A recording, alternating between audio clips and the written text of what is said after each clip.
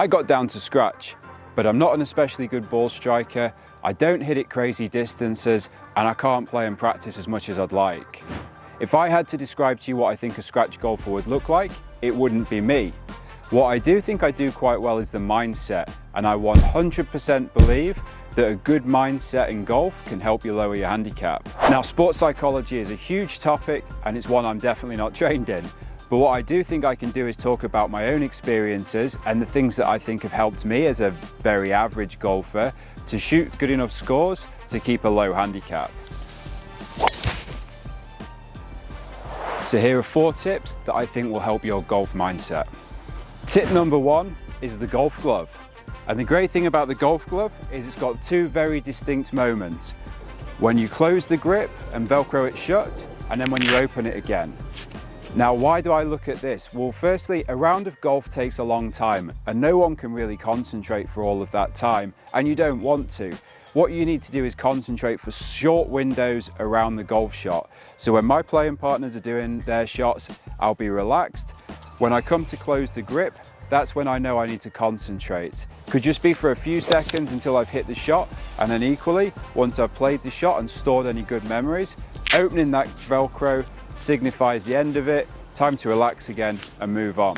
Next for me is my pre-shot routine, and this isn't meant to be something that takes a lot of time or holds anyone else up. Basically, when my playing partners are hitting their shots and getting ready on the course, I'm doing everything I need to do. So I'm checking the wind, I'm looking at the distance, I'm seeing what the green looks like, where it looks like it's a good miss, where's a bad miss, what's the lie doing, everything like that, so that I can be decided on what type of shot I'm going to hit before it's my turn to play. For me, the pre-shot routine doesn't need to be a rigid thing. I'm not that guy that's going to stand there and take 5 full-blooded practice swings every time.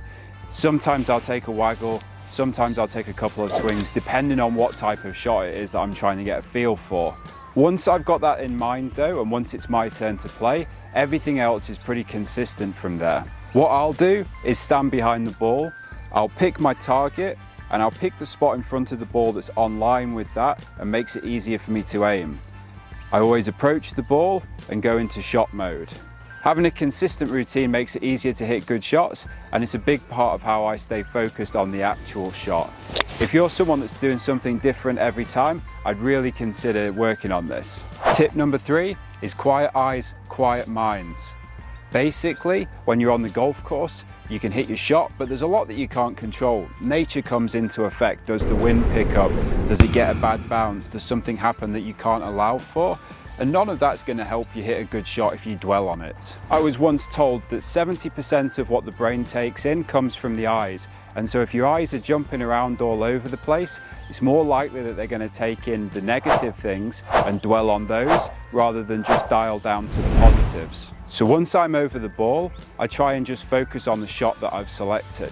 When I get over the ball, I'll have a look up at the target, and I really try and just fixate on the target for a couple of seconds. I'm not wanting to take in all this other stuff. I don't want my eyes moving around. I just want to really focus in on that target, try and burn that into my mind. And then when I look down at the ball, I'm just going to hit it thinking of the target.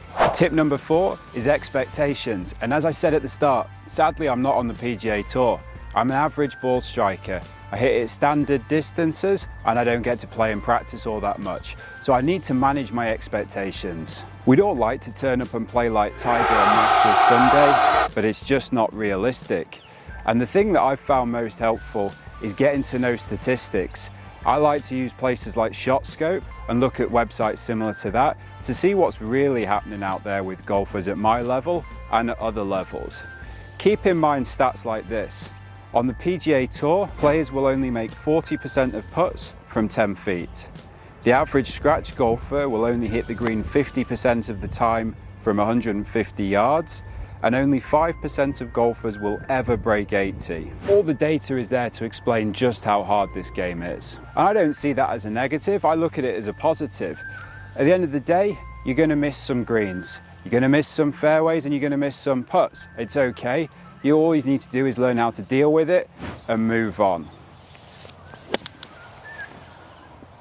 So don't be intimidated by playing with good players.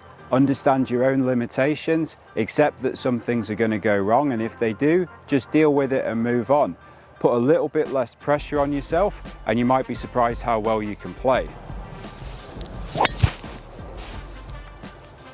If you found this video useful, I'd love it if you'd consider subscribing to the channel and leaving a like. And if you want to know the biggest things I learned getting from a 28 handicapper down to scratch, make sure you watch this other video that's on my channel, which will take you through all of that. Good luck and enjoy your golf.